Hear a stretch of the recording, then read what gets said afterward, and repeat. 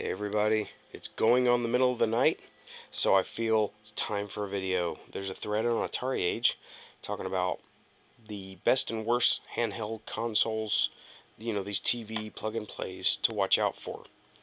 Okay, this is the Tetris by Jack's Pacific. Not so great. The gameplay, I guess, is okay, but these big controller and it turns like that, I guess simulates the button, and then it goes left and right. A very short throw, but gameplay is okay. But look, cable nightmare. You got this going to the TV, right? Then you got player 2, which is a plus. Being a two-player game is a plus.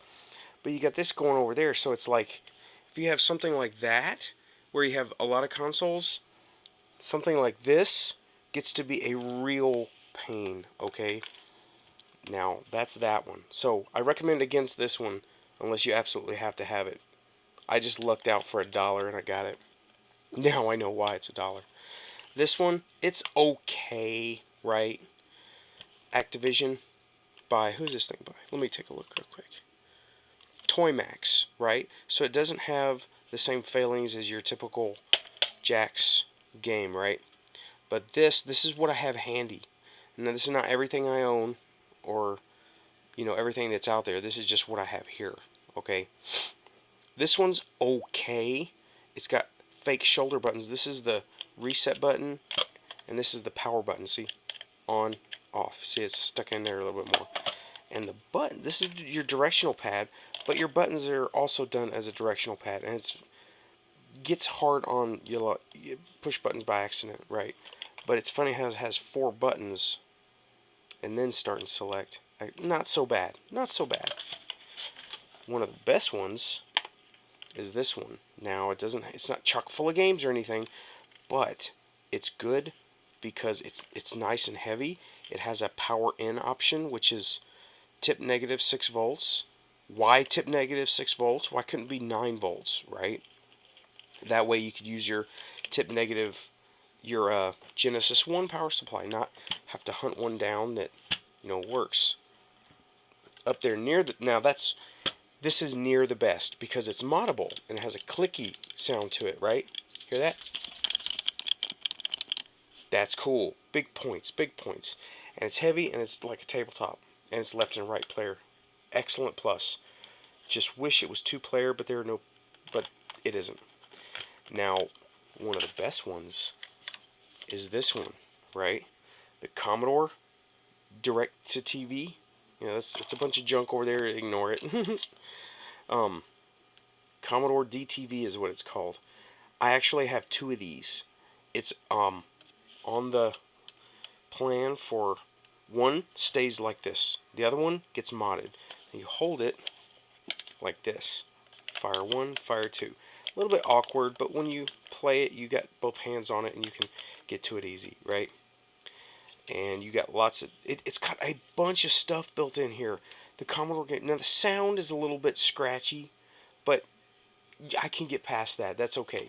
Commodore on a chip, very good system. Now, plus batteries, right? It does not eat batteries. Minus no power in option.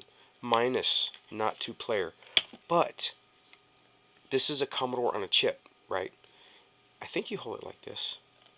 I can't remember. I think you hold it like this because the logo is upside down when you look at it like this, but it's whatever. Anyway, it's been a while since I played it. It's moddable into a complete workable Commodore 64 computer, which is cool.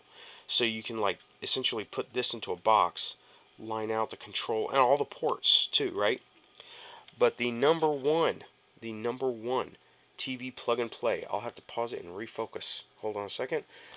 We're going for the number 1 because it's still around. It's being re-released, which I think is awesome. Awesome. And that it has incredible replay value. Hold on one second. The Atari Flashback 2. Incredible replay value. It comes with the most hardware. No battery option, which to me isn't really that big of a deal, at least I don't remember if it has. I don't think it has a battery thing in it. I'm not going to break it down or break it out right at the moment. But that is the best, along with the Commodore. This trumps it because it has 2 joysticks, hence 2 players. So in my mind, it's a tie, but this one really wins. Okay, it's being re-released, and you see how the Atari Flashback 2 text is up at the top of that box, right? It's being released white on black instead of white on red, and I think that's cool. But that's just the ones I have here and handy. I have others, but they're not handy, and like a decent one is the Atari Jack specific paddles, the 1-player or 2-player, either one. You're gonna have fun with it. 2-player better because, well, duh, it's 2-player. You can play against somebody. And I do like the Flashback 1. It's not visible right now. It's up there somewhere. I do like the Flashback 1, and I would like to mod some NES controllers to work with it so I could, play it. I know it's got a bad rap. It's not a purist thing, but it's fun in its own right. Okay? It's not the best release. I know the backstory. It was rushed. But you got this one, the Commodore back over there. Over there. That means over there, not the comment section or the whatever, but on the other side of the room, right? And the Commodore, the Atari, and even the Flashback 1 and the Jacks. But you know what? Hold on, let me break out the worst of the worst that I have found. Hold on one second. Okay, the one to avoid is this one. Okay, now why? 1-player only, very short throw, non-clicky joystick, and it has games, and it only has 1 game. I saw this, I was like, oh cool, Capcom, I get a fighting game in a TV plug and play, but no, that's not what I got. I don't remember what's in here, but I remember being very, very depressed over it. You got impressed and depressed. I was depressed over owning this thing, and I was like, oh, and it's got that little game key that was never released. Why not? It's an expandable system. Expand on it. Jacks, come on, this is a Jack specific. Come on, make it happen. Expand on your existing products. Why not use it?